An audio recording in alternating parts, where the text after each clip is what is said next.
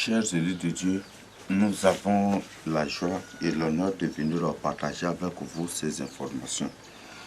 Donc, le titre de notre partage, c'est Kumbra, terre occupée par les Palestiniens. Kumbra est une terre occupée par les Palestiniens. Kumbra, c'est une terre palestinienne. Et égyptienne aussi, parce que les Palestiniens avec les Égyptiens sont un même peuple, ce sont des frères. Peut-être ça va vous surprendre, mais cherchez des informations et vous allez les trouver. Vous savez fort que la soi-disant guerre de Sisul, vous avez vu ce que les Égyptiens avec les Palestiniens, ce sont eux-mêmes qui se sont mis en tête, n'est-ce pas? Donc ce sont des frères. C'est des frères. Les Philistins avec les Égyptiens, ce sont des frères. Ce sont tous des fils de Cham et ils sont même issus de la même lignée aussi. Donc ce sont des frères même directs. Après on va les découvrir aussi. Ça va peut-être vous surprendre, mais c'est la vérité. Donc, et c'est les Égyptiens qui sont toujours la tête des Palestiniens, c'est ce que vous devez comprendre. Même c'est démontré dans les histoires, à chaque fois qu'il y a une guerre contre les fils de Jacob, c'est eux-là qui s'élèvent pour combattre, c'est eux-là. C'est l'Égypte qui mobilise la Palestine contre les vrais fils de Jacob. Vous voyez, ça c'est dans les histoires, même pour la guerre de 6 jours. Et ça, et c'est une guerre, mes frères et sœurs. Si vous étudiez ces gens-là, vous étudiez seulement leur face. Ils ne ressemblent pas vraiment aux Sards, ils ne ressemblent même pas aux Sards, mais ils ressemblent plutôt aux Arabes. Prenez seulement un Saramatinga, vous l'étudiez. Vraiment, bon, comme ce ne sont pas des humains, ils sont polymorphes, donc ils peuvent changer d'apparence. Mais tu peux prendre ton temps pour les étudier, ils ressemblent vraiment aux Arabes. Mais ce que vous devez comprendre d'abord, la Palestine en tant que telle, c'est une terre israélite. Et ce n'est pas la suite que les Palestiniens vivent. C'est une terre israélite.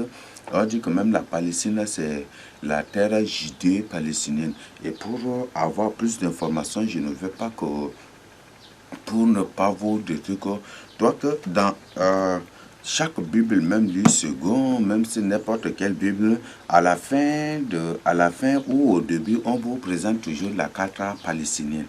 Donc c'est ça, c'est que nous allons étudier et vous allez être surpris. Donc chaque Bible là, on vous présente parfois 3 ou 4 cartes palestiniennes et israélites. Et maintenant, arrivé à un certain niveau, on vous présente ceci. On vous présente dans la terre palestinienne, on vous présente Qumran. Donc dans la carte palestinienne, on vous présente Jérusalem et puis Palestine. Après on vous présente Qumran quelque part là. C'est que vous devez comprendre. Donc, qu'est-ce que signifie Qumran? Ça signifie quoi? Et c'est ça. Donc, c'est ce Qumran-là que nous allons étudier. C'est Qumran-là qui est devenu Qumran. Qumran-là qui est devenu Qumran. Ils ont, là, veuillez m'excuser. Qumran, ils ont écrit avec Q-U-M-R-A-N. C'est un nom transcrit. On ne dit pas Qumran, non, c'est Qumran, c'est un nom puro, et c'est un nom transcrit. Donc ça c'est lit Qumran. Donc c'est ça, et pour toujours dans les histoires où l'air fut archéologique, ils parlent des grottes de Qumran. Cette grotte de Qumran, il y en a là. C'est quoi là, il y en a là. Quand on parle de la mer morte, c'est vrai que vous trouvez en allant vers Kemkada là. La Bible est ça pour ça, l'histoire de Charles, mes frères. Ça va vous choquer, ça va vous faire mal, mais je vous dis la vérité. Donc, d'ailleurs, même la carte qu'il vous présente, ces cartes-là, dans chaque carte, bon, dans la Bible, pour moi, j'ai enlevé, je sais qu'on nous a fait relire, mais n'importe quelle Bible, quand À la fin de la page, on vous présente toujours la carte israélite, la carte après palestinienne, des trucs comme ça, on nous présente toujours. Et ces cartes palestiniennes ou sur Jordanie, d'accord, nous allons étudier ensemble. C'est que vous devez comprendre d'abord pour que ça ne soit pas confus. Ce sont les Philistins que l'histoire moderne appelle les Palestiniens. Je crois que c'est comprendre, n'est-ce pas? Donc, ce sont les Philistins que l'histoire moderne appelle les Palestiniens. Donc, les Palestiniens, ce sont des Philistins. Ce sont des Philistins, des gens violents. Des gens violents. Et on va étudier aussi par la suite vraiment l'histoire des Philistins. Donc, ce sont les Philistins qu'ils appellent les Palestiniens. Donc, c'est ce que vous devez comprendre. Et Qumran se trouve dans la terre palestinienne. Et on dit que c'est que la tête des Palestiniens, ce sont les Jésus. Et encore. Et or, même dans la Bible, en étudiant minutieusement, on trouve que Palestine et Égypte sont même des pays voisins. L'Euphrate se trouve dans ce coin de Qumran vers Doba. L'Euphrate se trouve vers ce coin-là. Les frères se trouvent dans ces paroles. L'Euphrate, le vrai Euphrate se trouve vers là. Réveillez-vous dans la crainte du Seigneur Jésus-Christ. Mes frères et sœurs. Donc voilà. Donc Qumran, la Bible est 100% l'histoire de chasse, ce que vous devez comprendre. Et je vous rappelle, c'est 100% l'histoire de chasse. Parce que chacune de ces villes, vous les trouvez ici au Tchad. Et c'est pour ça qu'ils appellent le Tchad le carrefour des civilisations. Donc, si vous ne cherchez, vous ne comprenez pas, c'est une information sur que c'est du Tchad ici que sont sorties toutes les civilisations. En d'autres termes, toutes les nations à la surface de la Terre sont des ressortissants tchadiens. Et toutes les civilisations à la surface de la Terre sont d'origine tchadienne. Donc, la Bible est 100% l'histoire du Tchad. Et la Bible est 100% l'histoire des vrais fils des Sars et des vrais fils de Jacob. Et des Sars qui sont les vrais fils de Jacob. La Bible, c'est le sud même d'Israël. C'est ce sud même, c'est le sud du Tchad même qu'on appelle le moyen qu'on appelle Israël. Le moyen chari géographique. Le moyen chari géographique. Je crois que c'est clair. Donc, nous allons étudier ensemble. J'ai déjà dit que les Palestiniens, ce sont dans leur Cisjordanie. Mes cartes palestiniennes, on vous présente la carte palestinienne. Donc, si vous cherchez, ce sont les Palestiniens, et ce sont les Palestiniens qui, dans la Bible, on les appelle les Philistins. Et les Philistins sont des descendants de Bénin. Et c'est ce que nous allons étudier aussi après, pour que cela ne soit pas une surprise ou des trucs comme ça. Après, nous allons étudier ça ensemble dans Genèse ou dans Chronique pour voir si les Palestiniens ne sont pas des descendants des démons. Donc, des descendants des démons, des trucs qu'on va étudier ça ensemble. Voilà, donc on aborde. Donc, c'est en prenant la carte palestinienne, dans n'importe quelle Bible, bon, certaines Bibles, il n'y a pas, mais par exemple, les livres seconds, même Semeur, même, Thomson, partout, cette Bible-là, à la fin ou au début, on vous présente les cartes d'Israël. Et donc, c'est ça. Et ces cartes-là sont différentes. Parfois, on vous présente 4 même, 3, 4 même, n'est-ce pas?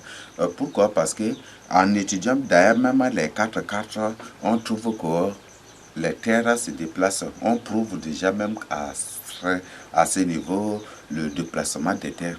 En étudiant ces 4 cartes-là, tu découvres automatiquement que les terres ont été déplacées ça et là. Et ces cartes aussi, Satan a fait comme ça pour manipuler. Donc, il y a aussi. Oui, si tu ne fais pas attention, tu risques de tomber dans le piège de manipulation dans ces cartes-là. C'est ce que je tiens d'abord à t'informer. Mais en voyant déjà ces cartes-là, tu comprends automatiquement, tu découvres automatiquement que que les terres d'Israël sont se déplacer. Parfois, certaines cartes, vous allez trouver que Jérusalem est situé au milieu. Et parfois, certains, tu trouves que Jérusalem est situé au bord de la mer. Et parfois, tu trouves des trucs dont, à travers là, vous comprenez déjà qu'il y a beaucoup de choses là, beaucoup de déplacements de terre et même des trucs. C'est ça, c'est que vous devez comprendre. Donc, Qumran. Donc, dans la carte palestinienne, on nous présente Qumran. Qumran. Là, à travers, c'est une preuve que la Bible de Sarah est la vraie Jérusalem de la Bible. Donc, Qumran. Donc, Qumran, là, qui est aujourd'hui devenu Qumra. Qumra. K-O-U. Bon, ça, je vais m'excuser, je vais vous appeler la transcription phonétique. Parce que ce qu'ils ont écrit, Qumran, c'est phonétiquement qu'ils ont écrit. Ce n'est pas littéralement. Si c'est littéralement, ça ne doit pas être avec Q, des trucs, ça ne doit pas être avec UM seulement. Mais là, je vais vous transcrire ça phonétiquement. Donc, Qumran, Q-U-M-R-A-N. Q-U-M-R-A-N. Qumran. Ça, c'est phonétiquement. Maintenant, Qumra. Je voudrais que vous preniez la carte de Tchad, vous allez trouver Qumra dans la région du Mandoul. Prenez la carte de Tchad seulement, vous allez trouver là. Donc, Qumra, phonétiquement, s'écrit avec K-U-M-R-A.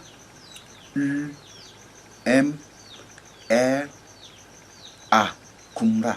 Donc, ce Qumran là, qu'on appelle Qumra. Oui, c'est Qumran là, qu'on appelle Qumra. Et je crois que même en phonétique, le A est un aussi. Qumra ou Qumran. Qumra, c'est la même chose aussi. Vous voyez ça. Donc c'est Qumran là qui s'appelle Qumra. Donc, c'est ça. Dans la zone de. Dans le Mandoul. Dans le Mandoul, je crois que c'est occidental, mais. Oriental et occidental, c'est là-bas. Donc, vous prenez seulement la carte de Mandoul. Dans la carte du Tchad, là, vous allez trouver Mandoul. Vous allez trouver Qumra. Donc, ce Qumra-là qu'on appelle Qumran. Or, Qumran ou Qumra, c'est un coin des Philistins. Donc, ces coins-là, c'est un coin purement des Philistins. Mais ce que vous devez comprendre, c'est une terre judéo-samaritaine. Donc, qui par la suite, avec les dispersions, la déportation, ça et là, par après, les Philistins sont venus et puis ils se sont emparés de ces coins, ils se sont installés. Vous voyez ça? Donc, voilà ce qu'ils ont fait. Donc, c'est ces Philistins et que maintenant, tout est entre les mains de ces Philistins et de ces Égyptiens. Oui, comme même l'armée de... Ils disent même que l'armée des Philistins, là, c'est dirigée par les Égyptiens, même certains dans le... Vous allez trouver là. Donc, ce sont toujours là. Vous comprenez déjà, n'est-ce pas? Or, les Philistins, avec les Égyptiens, dans la Bible, sont même des pays voisins. Donc, c'est un même peuple. D'ailleurs, ce sont des frères. Ce sont des frères. Bon, on va étudier ça ensemble aussi. Il ne faut pas que je sois pressé. On va étudier ça ensemble. Donc, ça ne va pas aussi vous surprendre. Donc, voilà. Donc, Qumra signifie serpent. Qumra signifie serpent. Et certainement, pas certainement, mais en réalité, là où ils ont tenu leur rencontre au cours de laquelle c'est décidé que plus jamais les gens ne doivent prier au nom de Jésus, mais plutôt au nom de Mohamed, de Allah et de Bouddha. C'est seulement à Qumra ici. Les preuves sont là. Parce que c'est à Qumra que c'est tenu une rencontre là. Et par la suite, à Mundo aussi. À Mundo, ils ont tenu une rencontre. Là, les baptistes avec les autres ont tenu une rencontre, mais que plus jamais maintenant que les gens ne doivent utiliser la Bible, que les pasteurs ne doivent plus utiliser la Bible, ne doivent plus prêcher avec la Bible, ne doivent plus utiliser la Bible. Ça, c'est quelque chose qui s'est passé comme à Mundo ici. Et partout, ça a créé des mises en... Mais quand même, c'est appliqué. Maintenant, dans ces églises-là, parfois, ils disent que journée de danse de l'esprit. Les gens sont là à danser jusqu'à la fin sans parole de Dieu. Oui, journée de ceci, il n'y a plus la parole de Dieu. Et maintenant, c'est ce que ces démos, ces semences de Satan sont en train d'appliquer dans ces églises-là. Dans certains jours. tout passait, tout, c'est une preuve que ce sont des démons, ce ne sont pas des humains normaux. Même s'ils font l'apparence, ils font semblant de vous présenter une vérité, ce sont des démons. La stratégie de Satan consiste même à mélanger le mensonge avec la vérité avec le mensonge pour vous avoir. Donc, ce qui fait que dans ces églises-là, il y a des dimanches qui sont dédiés rien qu'à des danses, rien qu'à des inutilités, et sans parole de Dieu, ils disent que voilà, c'est des dieux. Donc, il n'y a pas parole de Dieu, il n'y a pas exhortation, ni enseignement, dans ce culte-là, ce n'est rien que les louanges de Dieu qu'ils font. Ils se livrent à l'ambiance des boîtes de nuit, l'ambiance des bars, l'ambiance des cultes de vaudou, jusqu'à quand ils finissent déjà là, ils rentrent ça, ils se tassent. Même ça commence par s'appliquer partout. Les semences Satan, les démons ils sont en train d'appliquer ça là partout déjà. Et les satanistes, partout, ils sont en train d'appliquer cela. Et on ressort même des choses terribles là. Ce sont des démons, ce ne sont pas des humains normaux. Donc c'est là. Et c'est de comprendre que ces gens sont venus aujourd'hui, sont venus aussi pour tenter, sont venus contre nous, mais le Seigneur n'a pas du tout voulu. Donc, comprendre c'est bel et bien une ville des Égyptiens et des Philistins. Ce sont des pays voisins seulement. Parce que l'Égypte se trouve vers l'Euphrate et les Philistins aussi se trouvent vers l'Euphrate. Cherchez, lisez la Bible, vous allez trouver. C'est ça. Les Philistins, quand ils sont venus contre Saül, ils l'ont attaqué, n'est-ce pas? Ah, mais si, c'est ça là. Quand Saül a appris que les Philistins venaient, ils partaient, non, et ils se sont battus après. Et c'est au cours de cette guerre, c'est à l'Euphrate, mes frères et sœurs. Donc les Philistins sont là. L'Euphrate se trouve entre Kumbra Doba, vers c'est quand Kumbra Doba, jusqu'à vers, c'est vers ce coin-là que se trouve l'Euphrate là. Donc, vous voyez déjà, c'est clair déjà. Donc, ce sont des pays, ce sont des frères. Donc, ce sont des frères. Et après, quand on va lire un chronique comme là, un chronique 1, 8 à 12, vous-même, vous allez découvrir que ce sont des frères. Donc, ce qui fait qu'ils sont toujours ensemble. Et l'histoire moderne même nous dit, à travers les soi-disant conflits israélo-palestiniens, qui n'est rien que des choses qui se passent ici au Tchad, des Sarah Madingaï avec les autres contre les vrais Sarah et les vrais fils de Jacob. C'est ça. Ils vous disent que c'est les Égyptiens qui sont à la tête de ces Palestiniens, n'est-ce pas? Continue. Donc, à travers ce cas, déjà, tu vas te connaître la position de la Syrie, la position de l'Iran, la position... Je crois que j'ai étudié cela. Mais je n'ai pas encore tiré la conclusion et je n'ai pas encore reçu la confirmation du Seigneur aussi pour partager avec vous. À travers cela, vous comprenez la position de Syrie. Syrie, là, se trouve vers Doba, là, c'est Doba. Parce que Zoba, alors, c'est quoi que c'est David qui a conquis ce lieu-là et après il lui a donné le nom de... Et c'est David qui a conquis, c'est Zoba ou Doba, c'est une ville syrienne. Donc c'est quoi ils sont des Syriens presque qui sont là. Oui. Bon, on continue. Donc, combat signifie serpent. Combat signifie serpent. Donc, ce que vous dites, j'ai partagé ça à mettre plus avec vous déjà. Je ne suis pas vous obligé d'y revenir encore. Maintenant, on va au point 3. Les preuves bibliques de confirmation de la signification. Il faut que nous lisons ça. Genèse 3, verset 14 à 15. L'Éternel Dieu dit au serpent, puisque tu as fait cela, tu seras maudit entre tout le bétail et entre tous les animaux des champs. Tu marcheras sur ton ventre et tu mangeras de la poussière tous les jours de ta vie. Je mettrai inimitié entre toi et la femme, entre ta postérité et sa postérité. Celle-ci t'écrasera la tête et tu lui blesseras le talon. J'avais pris mon temps et après là, j'étais surpris. Il y a des choses, mes frères et sœurs. Il y a des choses. Le Seigneur a dit qu'il mettait une inimitié entre le serpent et la femme. Et cette femme, au contexte maintenant prophétique, de la fin des temps, ça symbolise Jérusalem, ça symbolise l'Afrique et Jérusalem. Vous voyez ça. Et après, le Seigneur dit que ensuite il dit, je mettrai une amitié entre ta postérité et la postérité de la femme. Là, vous voyez ça. Donc, vous comprenez, les Philistins, les Philistins sont des vrais ennemis de Dieu. Sont des vrais. On trouve même que c'est les premiers ennemis même des fils de Jacob.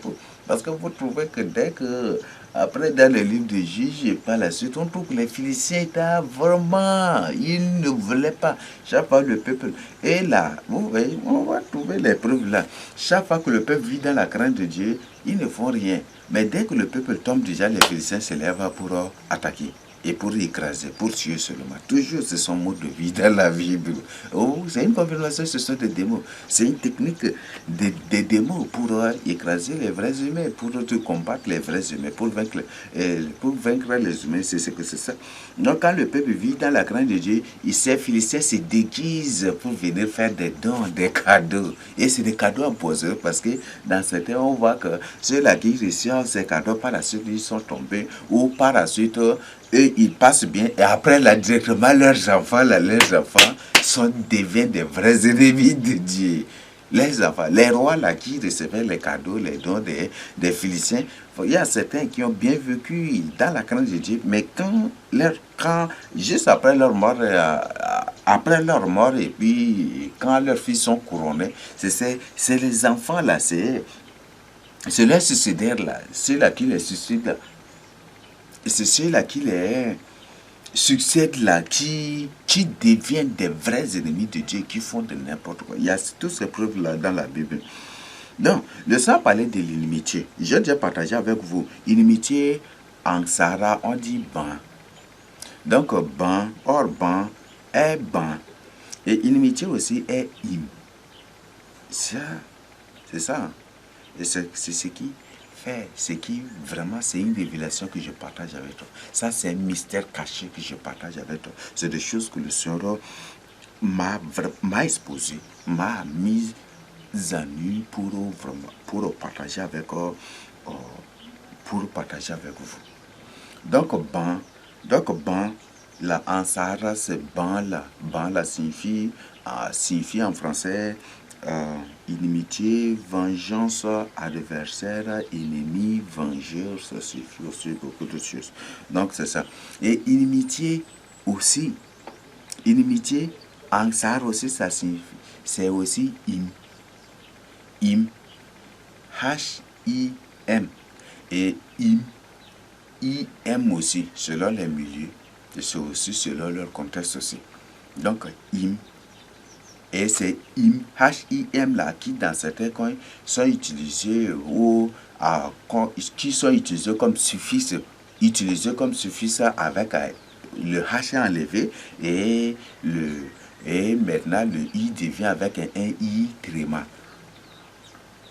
Par exemple là, les Rephaïm, donc Repha et puis him, donc H-I-M.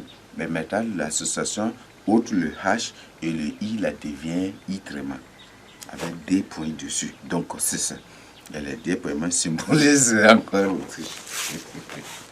Donc vous allez, c'est ça des choses qui vont vous surprendre. Donc il y a im, him, ou im.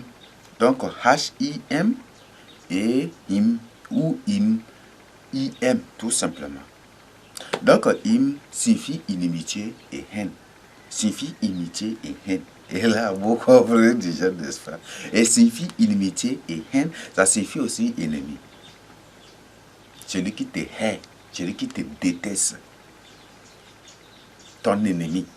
Celui qui veut te tuer, ça aussi, ça parle aussi dans le même. Celui qui veut te tuer, celui qui cherche à te tuer, voilà, c'est ça. Ça signifie, on utilise aussi im. Donc, celui qui cherche à te tuer, celui qui fait à te tuer, à t'éliminer. Donc, on utilise im ou im. Donc, ça signifie beaucoup de choses. Ça signifie ennemi, inimitié, haine, détester quelqu'un, chercher à faire du mal à quelqu'un, chercher à tuer quelqu'un. Ça signifie prendre avoir de l'aversion pour quelqu'un ou des trucs être hostile à quelqu'un, des trucs comme ça. Être hostile à quelqu'un, ça c'est toujours, c'est alors d'ailleurs même un sar qui écoute cela, il n'a pas besoin que je lui explique parce que c'est dans ta langue, je n'ai pas. Mais si je sens de prendre mon temps là, c'est parce que c'est pour les autres là qui ne comprennent pas, c'est pour ça que je sens mais ça signifie beaucoup de choses, ça signifie beaucoup de... Être hostile, être dangereux pour quelqu'un. Oui, être dangereux à quelqu'un ou pour quelqu'un, des trucs, tout cela, ça signifie, on utilise aussi him, H-I-M ou him, non c'est him, non, bon, oui, him, par exemple, himun ou imun, donc himun là, ça, H-I-M, mun, donc, c'est comme, je ne sais pas comment on écrit. Donc, im ou im seulement. Im là, c'est pour parler d'un verbe maintenant, comme si c'est un verbe. Et im aussi, c'est aussi comme un verbe. Mais c'est dans les mêmes contextes. Mais ça s'utilise selon les milieux SAR. C'est selon les milieux SAR. Donc, c'est ce que je tiens à mettre. Et ce sont des informations vérifiablement confirmées. Tu trouves n'importe quel SAR là, il va t'expliquer ça, demande détaillé, encore. Donc, être hostile à quelqu'un, être dangereux pour quelqu'un ou à quelqu'un, chercher à tuer une personne, chercher à faire du mal ou vouloir tuer une personne, être ennemi. C'est un ennemi, la personne qui a de la haine pour toi, la personne qui te déteste, la personne qui cherche à te tuer, la personne qui veut te tuer, la personne qui te que tout ça, on utilise aussi im. Là, je crois que ça, je comprends déjà l'origine. Pourquoi les fils d'Anak, on les appelle les Anakim. Vous comprenez? Anakim, Anakim. L'association donne Anakim. Donc, c'est pour parler des démons. Donc, les hymnes. Donc, c'est pour parler des démons. Donc, inimitié. Hymne, aussi, c'est inimitié. Ça signifie inimitié. C'est utilisé aussi pour parler de l'inimitié, ou c'est pour utiliser comme un adverbe, comme un nom, comme un adjectif, c'est pour utiliser aussi pour parler de... Bon, ça se comprend, bref, ça se comprend selon les contextes d'emploi. Parce que là, il n'y a pas vraiment, ça se comprend d'après les contextes d'emploi. Donc, là, je vais m'excuser, ça se comprend d'après les contextes. Donc c'est pour dire que le Seigneur a dit que je mettais inimitié. Inimitié signifie, c'est aussi im. Ou inimitié signifie, ça signifie être hostile à quelqu'un. Vouloir tuer, c'est la personne qui cherche à te tuer. La personne qui est dangereuse à toi. La personne qui est dangereuse pour toi. La personne qui veut te tuer. La personne, c'est ton ennemi. Ça signifie, c'est ton ennemi. Ngekimi, par exemple, Ngekimi, donc c'est aussi, on traduit aussi par ton ennemi, ou la personne qui te déteste, la personne qui a de la haine, la personne qui veut te tuer, la personne qui veut te faire du mal. Donc ça signifie beaucoup. Donc c'est pour parler de cela. Donc inimitié, c'est aussi im. Donc im. Donc ce qui fait que les fils, les enfants, les semences de Satan, les géants dans la Bible sont qualifiés avec un im à la fin. Pour signifier que ce sont des descendants du serpent. Ce sont des descendants du serpent. Pour signifier que ce sont des gens hostiles aux humains normaux, des gens dangereux, des entités, des êtres dangereux aux humains normaux, aux vrais humains. Donc c'est pour ça que vous trouvez par exemple les Anakim, des trucs. Bon, il faut que nous lisons ensemble parce que ça a commencé avec les Philistins. Nous lisons un Chronique 1 verset 1 Chronique 1 Chronique 1 8 à 12 et comme ça vous allez découvrir directement. 1 Chronique 1 8 à 12. Fils de Cham ou fils de Cam, on lit Cam, littéralement comme ça, on lit Cam. Aussi, c'est des trucs qu'on lit Cham aussi. Fils de Cham ou fils de Cam, Couche, Misraïm. Donc, Misraïm. Donc, c'est pour dire que Misraïm n'est pas du tout, c'est Misraïm qu'on les appelle les Misséries. Là, vous voyez comment les Misséries sont hostiles au Sahara. Ouais, ça, tu te balades n'importe quel jardin, il va te parler des mysteries et comment ils sont aussi. Une personne rentre dans ton champ et il dévaste ton champ et tu viens, tu cherches même le bait, il te tue, vous voyez ça. Dans si tu te balades dans n'importe quel jardin, il va t'expliquer cela. Ça, vous n'avez pas besoin que j'y prenne le temps. Donc, c'est les messages, ce sont des démons. Donc, c'est déjà hostile, c'est déjà dangereux. Des gens qui ne cherchent qu'à tuer. Donc, misra, im. Donc, c'est ça. Donc, misra, im. Encore un autre pire. Ça. Je suis en train d'exercer la vengeance, je suis en train d'exercer l'inimitié, je suis en train d'exercer l'inimitié. Vous voyez ça? Je suis hostile, je suis dangereux. Vous voyez ça, c'est ça là. C'est un encore plus roi Sarengamba. Vous voyez ça? Vous voyez ça? Bon, nous continuons. Nous avons Poutre et Cana. Vous voyez? Nous avons Poutre et Cana. Donc, là, parmi les 4 fils de Cham ou de Cam, on a un démon déjà qui est parmi eux. Maintenant, nous continuons. Les fils de Couche, maintenant, on voit maintenant la lignée de Couche. Au verset 9, fils de Couche, Saba, Avila, Sabta, Raïma et Sabeteka. Hein? Sabteka, qu'est-ce que je sens te dire? Fils de Rama, Seba et Dédan. Maintenant, Couche au verset 10. Couche met au monde un démon. On l'appelle Nimrod. Donc, j'ai déjà dit que Nimrod. Quand on dit un sartéti, dans le quartier social, Nim, là, ça signifie rival, ça signifie jaloux. Et ça signifie une personne qui veut te faire du mal, une personne qui veut te faire du mal, te maltraiter, tes trucs. Donc, Nimrod, un autre pyromane, ça encore. Vous voyez déjà, nous continuons. Donc, Nimrod, c'est un démon là, vous voyez ça, c'est très clair, nous continuons. Donc, dans Nimrod, on a im là, on nim.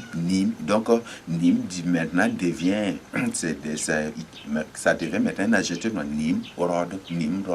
Donc, vous voyez, je viens de vous expliquer déjà. Donc, Nimrod. Donc, Nim là, ça signifie mon rival, celui qui est jaloux, ou celui qui veut me faire du mal, celui qui veut me détruire, celui qui veut me faire du mal, de briser le cœur, des trucs comme ça, qui est en train de les combattre, des trucs. Donc, c'est pour parler de tout cela. Donc, Nimrod. Donc, Nimrod. Et dans certains milieux, on dit c'est Nérod. Donc, c'est un ennemi de Dieu aussi qui combat. Donc, c'est Nimrod. À travers Nimrod, on trouve que Nimrod n'est pas du tout un humain normal. Nous continuons. Voilà, on voit maintenant la lignée de Misraïm qu'on vient de voir, qu'on vient d'étudier le nom. Misraïm engendra les Ludim, donc Ludim. Donc, c'est pour parler des gens hostiles, des gens hostiles, des gens ennemis des humains normaux. Ennemis des humains normaux. Donc, toujours ennemis des humains normaux. Alors, Misraïm engendra les Ludim, donc on a im à la fin. Les Zananim, im à la fin. Les Léabim, im à la fin. Les Naftouim, im à la fin. Naftouim, vous voyez. Les Patrosim, im à la fin. Patrosim. C'est Patrosim qu'on appelle Patros, donc en Égypte, n'est-ce pas? Ce sont des Égyptiens, vous voyez ça. Les Kaslouim, im à la fin. Et la Bible dit, Kaslouim, c'est Kaslouim là qu'on l'appelle Kasoulou ou Kasoulo. Oui, c'est ça qui est devenu Ker. Vous voyez ça? Et maintenant, les Philistins sont directement des descendants de Ker. Oh, c'est Ker qui est la tête de l'Égypte, n'est-ce pas? Vous voyez ça? C'est Kasloïm, Kasloïm. Donc, Kasloïm, là, c'est qui est quand tu enlèves le im déjà, quand tu enlèves le casse le him, j'ai dit que, je vais te dire, n'est-ce pas? Donc, him, H-I-M, et dans certains aussi, on dit c'est I-M seulement. On dit, vous voyez, exactement quand vous lisez ici, c'est la même chose, vous trouvez. Donc, Kaslu, him, donc Kaslu, him, ou Kaslu, c'est ça qui est Ker. Donc, dans les Philistins sont des descendants de Ker. Vous voyez ça? Vous voyez ça? Merde. Donc, d'où sont sortis les Philistins? Donc, les Philistins sont des descendants de Kasluim et les Kasluim sont des démons, sont des géants, des sévages de Satan. Vous voyez ça? Donc, ce sont des démons. Donc, le terme hymne c'est pas utilisé vraiment pour désigner le pluriel, mais c'est pour parler des gens qui sont des ennemis des vrais humains normaux. Des ennemis de la créature de Dieu, des ennemis de l'homme que Dieu a créé à son image et à sa semence. Vous voyez, c'est exactement ça. Donc les civilisés sont des démons. Vous voyez ça. De continent. Et les Kaftorim, vous voyez ça. Kaftorim, on a assez des Qatars qui sont là. Vous voyez. Et ils sont aussi partout, ils sont ici. Oui, on a déjà fini. Donc, Kumbra est bel et bien un coin des descendants des géants. Ce qui fait qu'ils sont de grande taille, mes frères. Ils sont de grande taille. Et quand vous étudiez la face de la plupart de ces gens là-bas, ils sont bruns. Ils sont bruns. Or, on vous présente les comme étant des gens, des trucs un peu, mais eux, là-bas, ils sont bruns. Ils sont bruns. Et la plupart sont bruns. Et beaucoup, même, sont noirs. Bon, certains sont noirs. Mais je n'ai pas dit que, mais la plupart, c'est un coin carrément des serpents. C'est pour ça. Or, c'est l'inimitié, n'est-ce pas? L'inimitié entre le serpent et la femme, entre la prostituée du serpent. Donc, c'est pour dire que Kumbra, c'est ça, c'est une ville des serpents, mes frères et sœurs. Ils sont là à Doba aussi. À Doba, par exemple, en quittant Kumbra pour aller à Doba, le premier rond-point que vous trouvez à Doba, vous virez comme ça pour aller vers Bodo comme ça. Là. Vous trouvez un autre rond-point là, on vous présente. Ce sont des Égyptiens, mes frères. C'est un coin encore. Ils sont là partout. Les serpents sont partout. Les hommes serpents sont partout. Vous trouvez un rond-point là. De ce rond-point là, on vous présente des gens avec des torches nues et avec une sorte de culotte de couleur blanche et noire. C'est ça l'habillement égyptien, mes frères et sœurs. Les filles de Jacob ne se comportent pas comme ça. Torche nue là, non, les filles de Jacob ne se comportent pas comme ça. Donc, en d'autres termes, ces Africains qu'on vous présente avec des on dit que les Africains la marchaient nus. Ces Africains qui marchaient nus ne sont pas des fils de Jacob, mais ce sont des Égyptiens. La Bible, même les films qui jouent, ils vous présentent toujours les Égyptiens comme des gens qui marchent avec torche nue, avec une soi-disant culotte seulement. Mais c'est une preuve, mes frères et sœurs, ce sont des filles de serpents. Vous voyez ça. Donc, vous voyez ça. Les vrais fils de Jacob, là, jamais du tout. Jamais du tout. Parce que Dieu interdit. Ça, c'est ancré en n'importe quel vrai ça. En n'importe quel vrai africain.